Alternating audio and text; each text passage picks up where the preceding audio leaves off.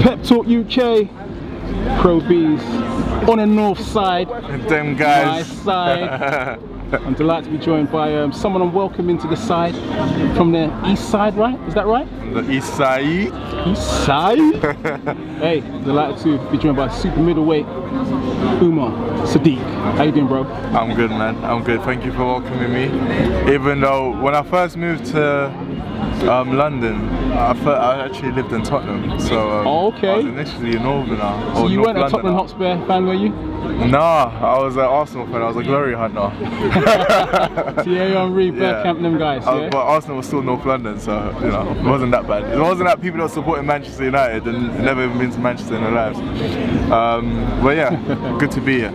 You know, I've just witnessed you do a hell of a Q&A at the Box Park in Wembley for the What's Your Story event. Very touching. It talked about your amateur career, how you strive to become a boxer, the difficulties, the challenges, and your whole vision, brother. Yeah. To succeed and become world champion. First of all, thank you. That was a great compliment. What's it? Yeah,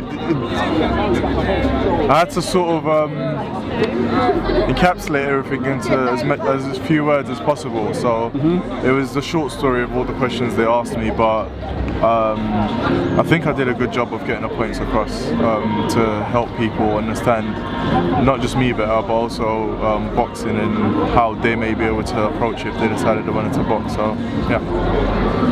Talk to me. I know you've been very active. I mean, since that solitary defeat to Zach Chelli, you've been out there. You haven't put your head in the sand. You've been out there. You've been working.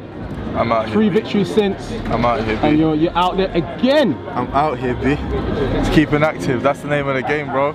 Do you know what? Something I've actually never told anyone, right? Well, in this sort of context. When I was an amateur, I went through a phase where I was losing to dodgy decisions, and it happened a few times in the space of about 1.5 years.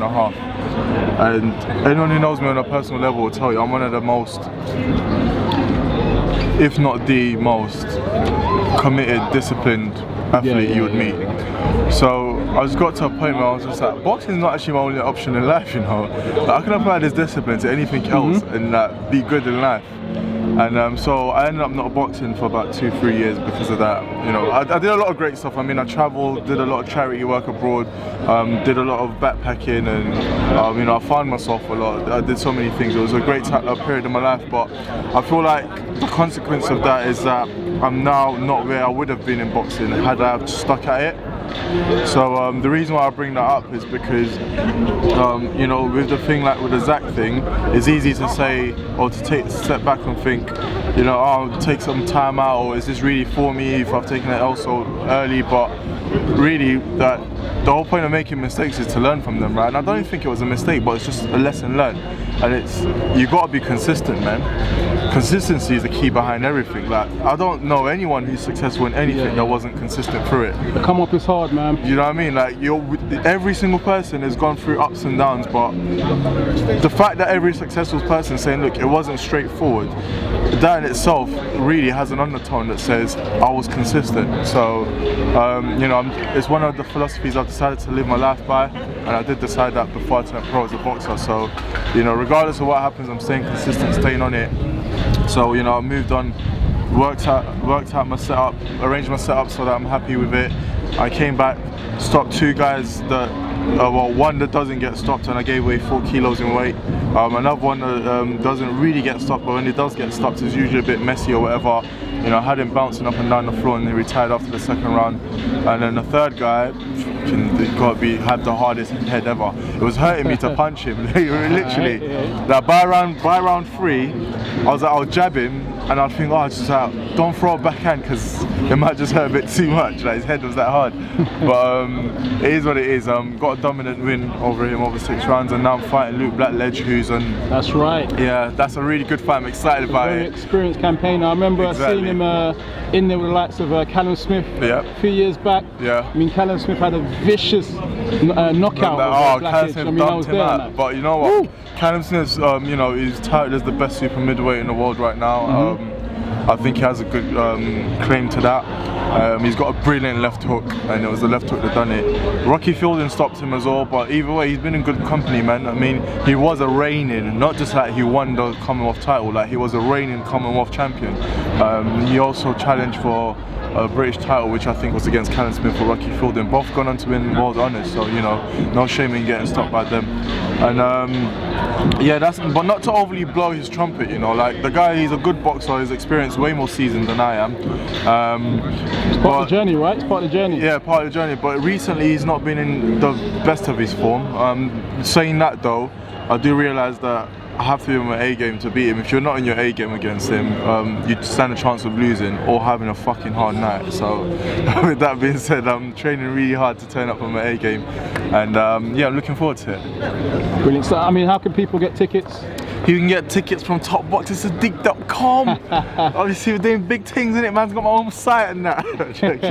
Yeah, topboxerSadiq.com, or just like DM me on any of my social medias, like Facebook, Twitter, Instagram, topboxerSadiq. It's also in the bio on my Instagram, but topboxerSadiq.com is very easy to remember. So guys, like for all of you who support boxers, for all of you who support me and enjoy seeing what I do in and out the ring, you know, just get in touch, get online, get your tickets, come and support. I actually write down everyone that buys a ticket to my fights for every fight. I was an accountant at one point, innit? On a spreadsheet, yeah. Yeah, so I'm good at the spreadsheet. So like I've got a sheet for every fight, and it shows exactly who's come to my fight. So yeah, I do remember. So guys, I don't know why I brought that up. I think just to say, look, I actually acknowledge people who come, and I remember them, and I keep trying to think of ways to reward people, and at some point I'm going to start thinking of creative ways to reward people for supporting me on the come up. So yeah. Just to conclude as well, finally, a stable mate, should I say, someone you used to train in the same gym with, he's out in Russia with Tunde Ajayi, yeah. the Beez from the East, and the Yarde. AY. AY. Man, like AY. How do you see this one? Out in Russia against Sergei Kovalev. Yeah, Andy and I, we used to train as amateurs together under Tony Sesse, and then obviously he moved on to the Peacocks with Tunde. But we've been in touch since. Now, Andy's my friend, so pardon me if you think anything I'm going to say is biased, but I am still very level-headed person. I speak very objectively when I speak. I'm just saying that, just, you know, for this full disclosure, but objective convention says, you look at their CVs, you look at what they've done in boxing, amateur and pro. Objective convention says Kovalev does a number on Yarde. However, I have intimate insights into what Yarde's setup is and what his come up has been, and one of the things that stood true with Anthony Yarde throughout, from the beginning of his career till now, is he's always done things his own way. He's always overcome odds that you couldn't even fucking imagine would happen, and for that reason alone, it's hard to bet against the guy. I mean, this is a guy who left. He had a stable office job and left it and said, I'm going to be a boxer with no boxing experience. And everyone was like, what the fuck are you doing? You're like 18, 19. This is not how boxing works. And he's like, no, this is what I'm going to do. And before you know it, you know, Frank Warren's promoting him, he's like poster boy on BT. He stops pretty much everyone in the amateurs that he boxed. He stops pretty much everyone in the pros that he's boxed. And now he's challenging for a world title.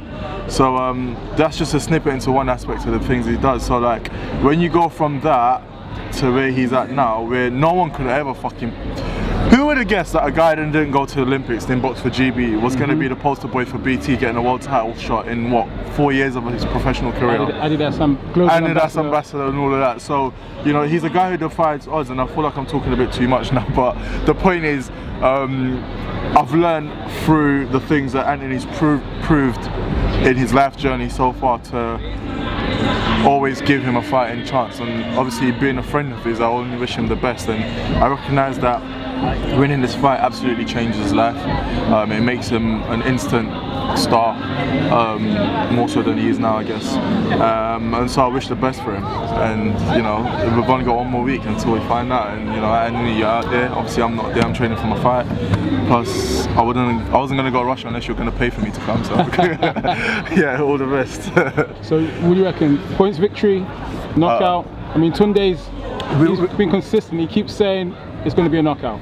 Yeah, I agree with that because, again, I have to be objective. As much as my friend and I've just said all of that I've just said, the boxer in me and the boxer, because I'm a proper purist, the pure boxer in me struggles to see how Anthony Yarde outpoints Kovalev, especially in Russia. In Russia, yeah. So, yeah, I just feel like it's going to have to be a knockout, and there are certain shots that Anthony throws that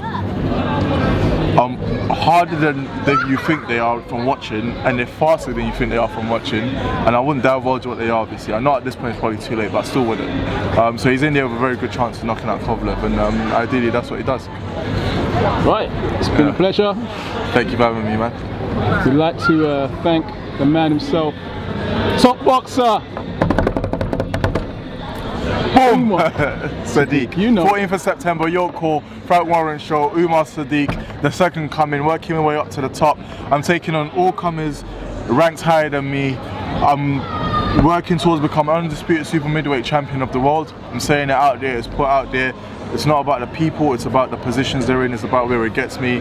Luke Blackledge is ranked higher than me, he's a good name on the record, I'm fighting him, and after that I want a title, or I want another name that's going to be good, get me high up in the rankings, and that's the plan, so let's do it. Thank you for having me.